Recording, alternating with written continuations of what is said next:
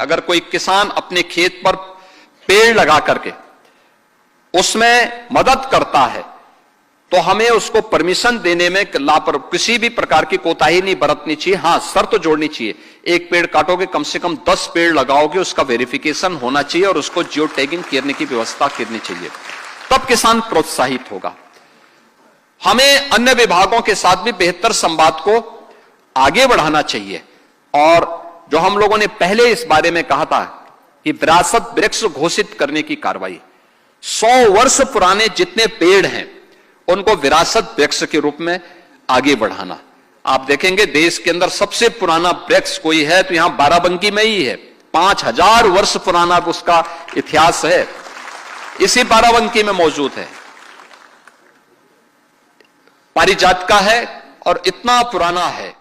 ऐसे ही मैं जब गोरखपुर में जाता हूं, हमारे मंदिर कैंपस में 2 पेड़ ऐसे हैं, यानी एक पेड़, जिस पेड़ के नीचे भारत सेवाश्रम संघ के संस्थापक स्वामी प्रणवानंद जी ने 1912 में, यानी आज से 114 वर्ष पहले दीक्षा ली थी गोरखमी पीठ में आकर के, उसी पेड़ के नीचे उन्होंने दीक्षा ली थी।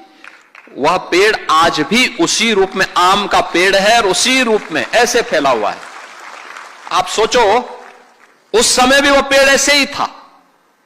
जो पुराने चित्र दिखते हैं, पुराने चित्र जो बने हैं उसी रूप में बने हैं।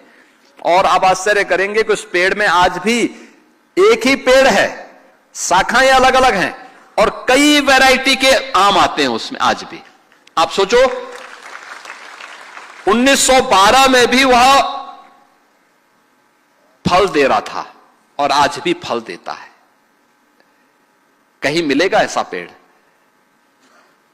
यानी 1912 में भी फल दे रहा था, आज भी फल दे रहा है।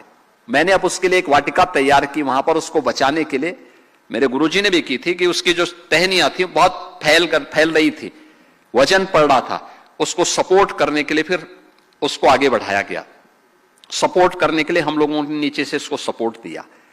आज भी वह वैसे ही पड़ा हुआ है, एकदम आध्यात्मिक वातावरण वहां देखने को मिलता है। ऐसे वहां पे कुछ पीपल हैं, बरगद हैं, एकदम ऐसे लगता है जैसे उनका आशीर्वाद हम सब के ऊपर ऐसे बरस रहा हो।